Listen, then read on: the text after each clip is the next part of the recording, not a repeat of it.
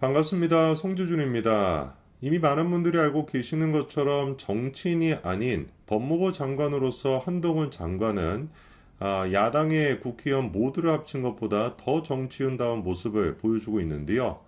아마 어떤 분들은 그렇게 생각하실 것 같습니다. 야, 야당뿐만이겠냐? 여당 국회의원 전체 다를 합치더라도 한동훈 장관이 더 낫다.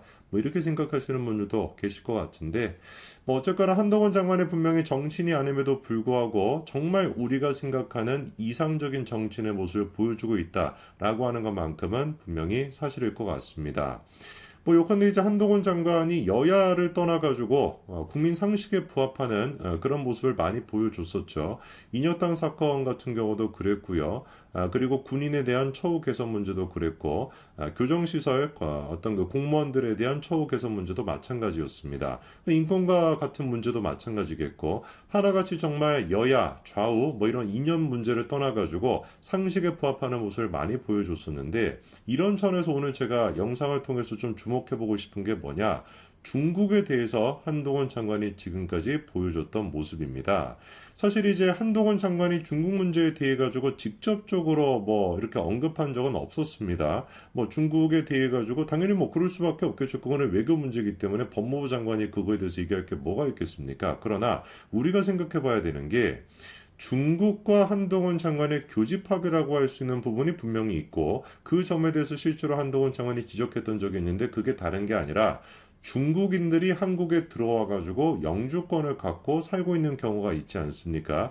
이분들이 대한민국 선거에 끼칠 수 있는 영향, 이 문제 같은 경우는 분명히 법무부 장관으로서 얘기할 수 있는 문제가 되겠고 실제로 그 부분에 대해서 한동훈 장관이 얘기를 했었습니다. 어떤 얘기를 했는지 오늘 제가 그 점을 좀 지적해 드리고 싶은데 왜 하필이면 이제 와가지고 이 부분에 우리가 주목을 하는 것이냐? 다른 게 아니라 이번에 이재명이라고 해야 되는 것인지 뭐 리짜이명이라고 해야 되는지 모르겠습니다만 이재명이가 싱하이밍 대사를 만나가지고 삼전도의 굴욕에 버금가는 정말 대한민국 역사 총 다 통틀어가지고 이렇게나 굴욕적인 순간이 있었는가? 그 문재인이가 베이징 대학교인가 가가지고 중국을 높은 산봉우리의 국가고 한국을 이제 뭐 낮은 골짜기의 국가다 뭐 이딴 식의 얘기를 했었을 때도 정말 굴욕감을 느꼈었는데 그 이후로 최악의 어떤 굴욕감을 안겨줬던 사건이 있지 않았습니까?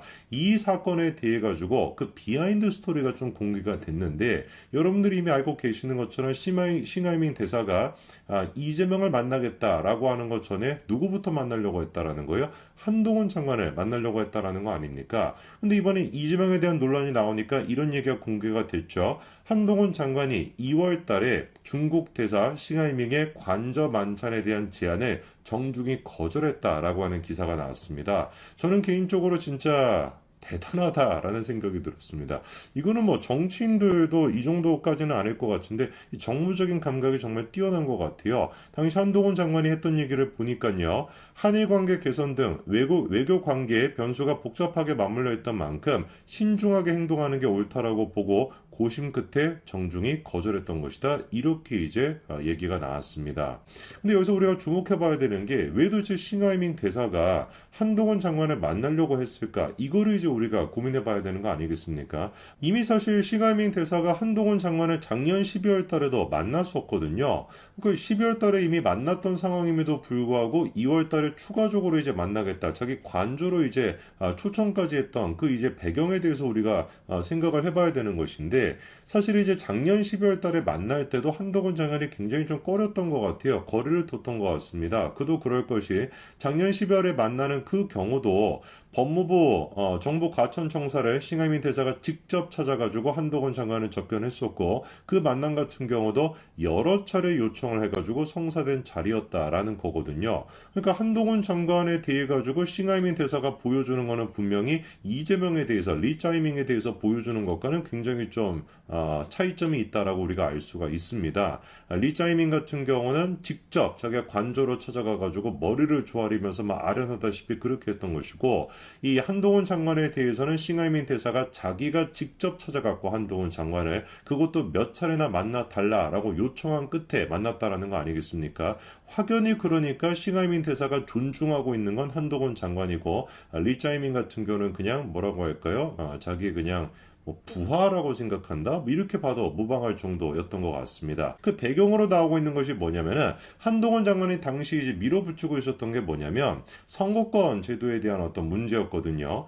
당시 이제 한동훈 장관이 이런 얘기를 했습니다. 현행 제도는 외국인에게 영주권을 부여하고 난 뒤에 3년만 지나면 조건 없이 지방선거 투표권을 주게 되는데 미국, 일본, 중국 등 대부분의 나라에서는 영주권자에게 투표권을 부여하고 있지 않다는 겁니다. 근데 여기서 우리가 주목해 봐야 되는 게 영주권을 갖고 3년 정도 있었을 때 지방선거에 대한 투표권을 준다라는 게 심각한 문제인 이유가 뭐냐면요. 일단 현재 지방선거 투표권을 가지고 있는 외국인 12만 6,668명 중에서 무려 80% 가까이가 중국인이라는 겁니다. 근데 좀 주목해 봐야 되는 게 거꾸로 중국 같은 경우는 한국과 같이 영주권자한테 투표권을 부여하고 있지 않다라는 거거든요. 이건 일단 형평성에도 맞지 않겠죠. 중국도 우리한테 주지 않는다라고 한다면 당연히 한국 또한 중국인들에게 그렇게 안 주는 게 맞겠고, 이거는 사실 중국과 한국 이런 관계 문제가 아니라 아까 전에 이제 한동훈 장관이 얘기했던 것처럼 미국, 일본 뭐 대부분의 선진국들 같은 경우는 그렇게 쉽게 이제 투표권을 안 준다라는 것이고 당연한 거겠죠. 외국인들한테 뭐 외국인들이 사실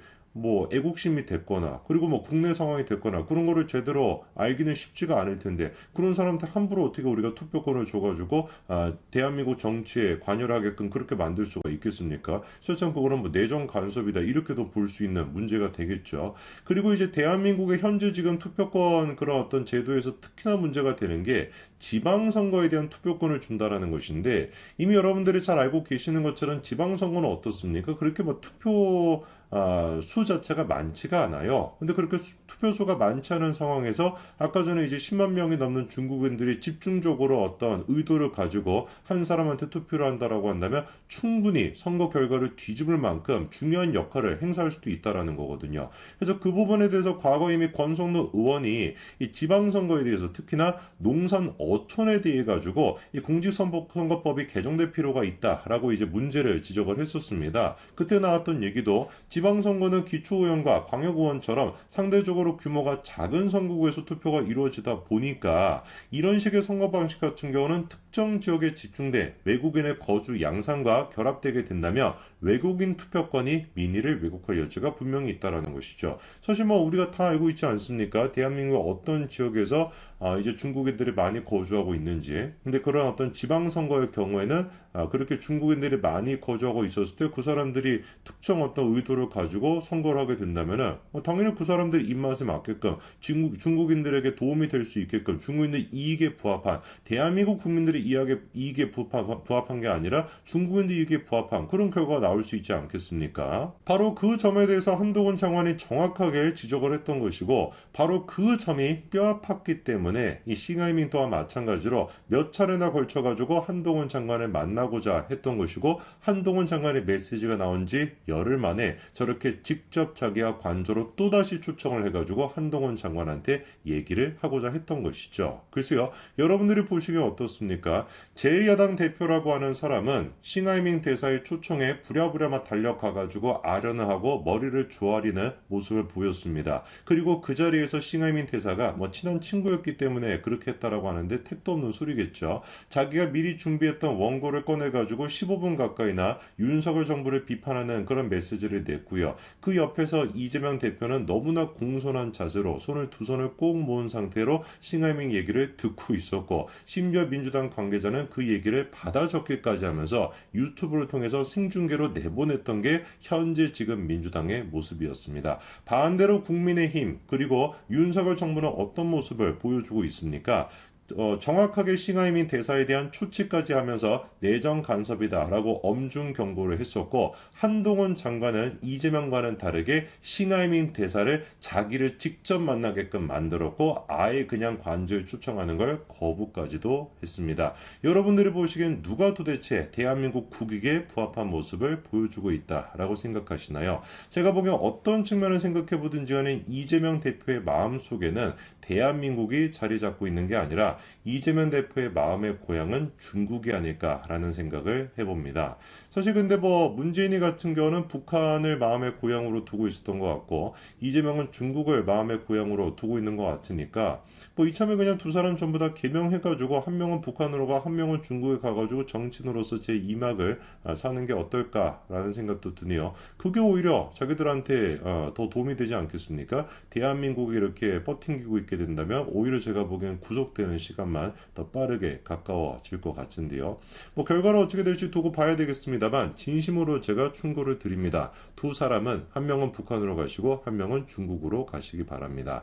거기가 여러분들에게 맞는 자리일 것 같습니다. 대한민국은 여러분들에게 맞지 않습니다. 여기까지 말씀드리겠습니다. 감사합니다.